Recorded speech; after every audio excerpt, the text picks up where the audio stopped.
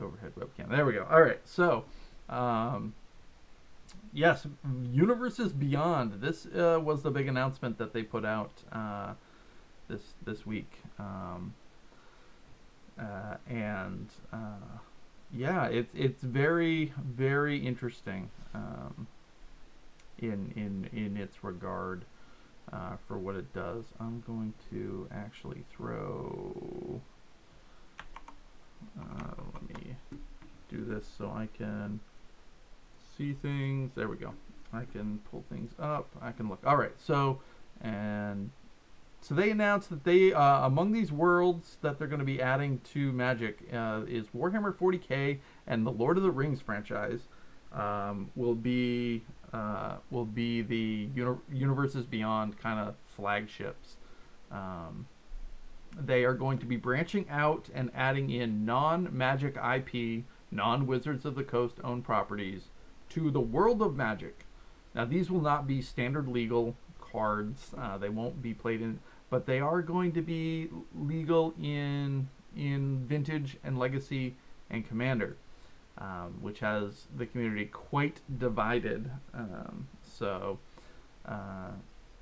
they figured that if they can expand their story beyond the game system to things like comics, novels, and other games, then surely they can expand the game system to other stories as well. Yeah, we're going to have Warhammer 40k and Lord of the Rings in Magic. They're going to have this special type of foil stamp. If you look at where's that Thassa's intervention here? If you look at, if I go ahead and bring up my window capture again, they've got this foil stamp here, this oval. That's going to signify normal Magic cards, where these Universes Beyond will have this triangular one. And this is one that apparently we've seen before from the Walking Dead Secret Lair. And so those Walking Dead Secret Lair cards, which had Rick, Michonne, Negan, Glenn as Magic cards, are being grandfathered into this Universes Beyond world. So we're definitely looking at an expanding of Magic scope, and yeah, it's going to be very interesting. Foxy, something Commander. Yes. So we're taking a hard left here from our basic communication of talking about the game of Magic into what can be in a game of Magic, I guess. Commander is another format. Google it. It's probably the most popular way to play Magic. It's something that a lot of people really enjoy, and is definitely really neat. I've got a deck. I like Commander. It's a good social version of the game. Usually played in multiplayer, so you're not one-on-one. You're playing against 3 to 4 other people normally. Lord of the Rings. The estate signed off on that. So here's my prediction for the Lord of the Rings set. They're not using the terminology Middle Earth. They are using the terminology Lord of the Rings. Normally, in the gaming world, when that happens, they're referring to the movies. So the movies have a very different licensing agreement than necessarily the Middle Earth, the books do. It would not surprise me if the Lord of the Rings set are cards using imagery from the movies, not necessarily stills from the movies. Although I'm not ruling that out in this world, but I would say art based upon the imagery. So you'll see a Elijah Wood Frodo inspired drawing. You'll see Sir Ian McKellen as Gandalf the White in this game. I don't think you'll see the generic bits. The Tolkien estate has had a lot of they have final say on a lot of the licensing, but a lot of it is not final say. They basically get to go, yes, you can. It's like sub-licensed. It. I looked into it a little while ago because recently one of the role-playing games jumped publishers. The One Ring jumped publishers from Crucible 7 Publishing to Free League Publishing. And I kind of looked into why that happened, and it was because there's another company that has the rights from the Tolkien estate to publish a role playing game, but they don't have to necessarily work with whatever company that the Tolkien estate has originally said. The Tolkien estate said, "Hey, you can make a role playing game. That's okay. We've signed off that a role playing game can exist." And then whoever that sublease he has can then go off and grab other people to work on it. So I think that Wizards contracted with New Line Cinema, who owns the distribution rights for the movies, to make a movie inspired Lord of the Rings set. That's my hot take. That's my big prediction. I think you will see the movie imagery in these cards. I don't think it will be screenshots. That's not Wizard style. Even if you look at the Walking Dead cards that they put out, these were all art that was done by artists in the style of the Walking Dead TV series.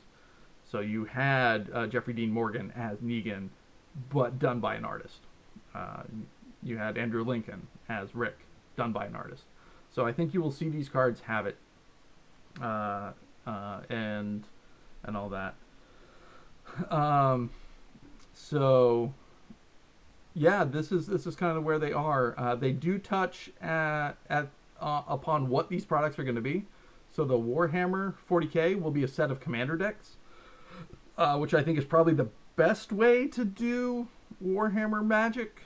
And the Lord of the Rings product will actually be a set. I don't think it's going to be a full-size set. I think it's going to be a smaller set that's designed to be drafted, and that's kind of what it is. It's not going to be a full-on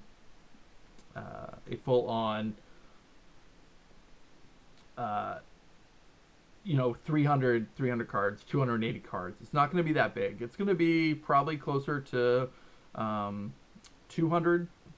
It's going to be on that lower end, I think. And it will be produced in booster packs, and I think you'll see it to heavily focus on a draft type, meant to be drafted or built a cube out of later on after you've opened the stuff.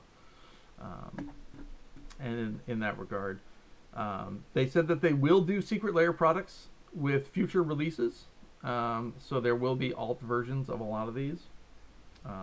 That's okay, Foxy. I'm talking very deep into the Magic world right now, and as a new player, I apologize that you're not able to follow the conversation real quick. This is very much a departure from what Magic is. We are now in a new world of Magic. So these will not be playable in your standard tournaments. They make that very clear. While they also talk about that, because there is a set coming out this summer called Adventures from the Forgotten Realms, which utilizes the D&D franchise, which Dungeons and Dragons is actually owned by Wizards of the Coast. So this made sense that D&D would make its way into Magic at some point, because Magic has made its way into D&D. There are a couple of source books for D&D that draw from Magic's worlds of Ravnica and Theros. So it was only a matter of time before the pendulum swung the other way, and we got these characters in our Magic game. And I'm okay with that. It's going to be just a one little shot adventures, but this will be part of the standard legality. And their reasoning for that is because they're reserving the universes beyond, the alternate products, for worlds that they don't own. So 40K Lord of the Rings, we could see maybe Game of Thrones at some point. What other big ones are out there? You know, maybe this kind of opens up them to get into these other worlds. Maybe there will be a Buffy the Vampire Slayer uh, set of Magic cards. We could even see Marvel. Who knows? Maybe we'll be casting Spider-Man uh, using our basic lands. So yeah, 40k is absolutely the most jarring. I agree. We've left the fantasy realm with 40k. 40k is grimdark space sci-fi. So how that gets taken care of will be up in the air. Another hot take, another prediction. Let me actually grab a drink of water. I've been talking and my throat's dry now. Another hot take prediction. The 40k and yeah, absolutely, Foxy. Thank you for pausing and go check out YouTube for sure. Yeah, thanks for tuning in. I don't think we will see plains, island, mountain, swamp, forest, basic lands. I think these products will introduce new basic land types. So, for instance, the 40k, you will have an Eldar Craft World basic land that will allow you to cast Eldar cards. You will see an Orc Asteroid that allows you to cast the Orc cards. These different planetary treatments to grab the sci-fi stuff. And it's I think they'll introduce new basic land types because they can do so because they're never going to get played in Vintage. Because none of the powerful search cards in Vintage will actually search these out. In Commander, it works because you can build a very focused Commander deck, and you could search out these special types of basic lands. What will be the basic land types for Lord of the Rings? Maybe you'll have the Shire, you'll have Gondor, you'll have Mordor. I think we will see new basic land types. That's my hot take prediction for these universes beyond. New basic land types outside of the 5 that we've come to love over the past 28 years. Why not make this a separate game? Money. Why develop a new rule system when you can just use the existing rule system? Because basically what I feel they're doing is they're taking the Magic rule system, which is tried and true and has a lot of mechanics and design space that they can draw from, and they can just slap whatever they want on it, and just do it. That's why develop a whole another game system when you can just jump that first part of game design and dive right into the Magic system. That's kind of where I feel. Yeah, B Healer. You know me. I love Star Wars too. We've got Grogu as our co-pilot. Do we want Obi-Wan to fight Dritz with a bolter? Probably not. Probably not. But these are the conversations that you will have to have in your casual gaming groups. If you are playing Commander and you've got players who want to play their 40k deck, and you've got players that want to play their Lord of the Rings deck, where do you draw that line? And that's where the social contract of multiplayer casual Magic really comes into play. And it's something that I think gets de-emphasized a lot because we tend to focus on official company stances. And they it's easy having everyone in the whole world on the same page.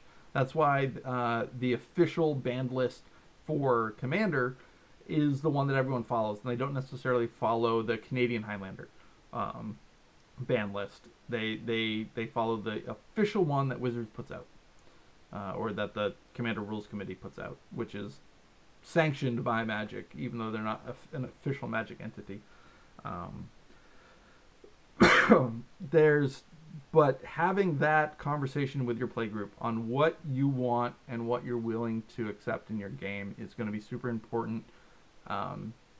It was how the game was founded. Not to sound too old man here, but back in 1994, those are the conversations we had around the lunchroom table at school. Hey, you can't play 28 Plague Rats because it makes it unfun for the rest of us. Because yes, back in 1993, You could have as many cards as you wanted until they codified that you can only have 4. And I ran the deck with 28 Plague Rats because I was that guy. And they told me I couldn't play that deck. And I said, okay, I want to play this game with you, so I'll make changes.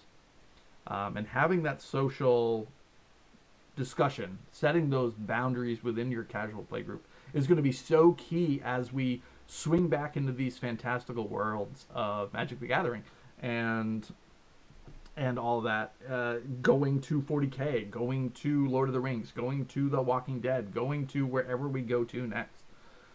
Final Fantasy, maybe. Probably not Final Fantasy. There's already a Final Fantasy card game, so probably that licensing wouldn't work out. But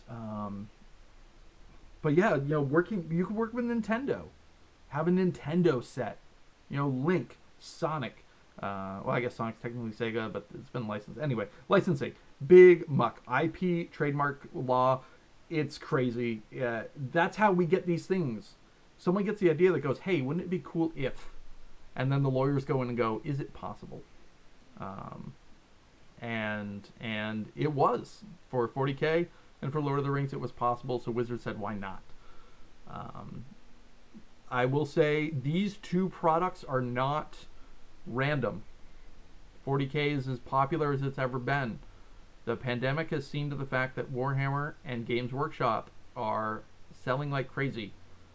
Hobbies that you can do on your own are through the roof. That's why they picked Warhammer 40K, to capitalize on that product tie-in. Why did they pick Lord of the Rings? Amazon has a new show that's coming out in 2022. That's when these sets are set to release, is 2022. That's not a coincidence. They are capitalizing on societal trends with these universes beyond. Is that good? Is that bad? I don't know. I don't know. As BLJ says, it's felt more like a money decision than interesting design space. Yes, it is absolutely money driving these decisions. Wizards of the Coast is owned by Hasbro. Let's not forget that. Hasbro is a giant company that is publicly traded. They are beholden to their shareholders to show a profit year after year, quarter after quarter. This has been this way since 1999. A lot of people don't realize that Hasbro has owned Wizards of the Coast since 1999. That's why the Pokemon card game became a thing. It's because Pokemon was so popular, and Hasbro bought them and said, "Hey, let's do another game." I'm getting preachy here. I am sorry. I guess I didn't realize just how passionate I am about this and the decisions within it, and where these go. I'm going to love the Lord of the Rings product. I am a huge Lord of the Rings fan. It's one of my 3 pillars of nerddom, as I like to say on stream.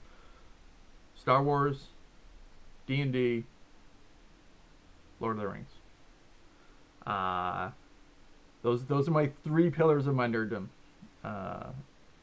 And sometimes Legend of Zelda pops in there too. That can swap out with D&D. I should say fantasy. Fantasy is that other one, even though Lord of the Rings is fantasy. Anyway, I digress. I'm going to hate giving money for the Lord of the Rings product, but I'm going to do it. I'm going to do it because I love Lord of the Rings. I love magic. Chocolate, peanut butter, swirl them together. It's going to be good. But I'm going to hate doing it because it will promote other things. And I guess I have to ask myself, am I okay with it? That's what we have to ask ourselves as consumers. Are we okay with this? If we're not okay with it, don't spend money on it. If you can live with them doing other things further down the line that you may not agree with,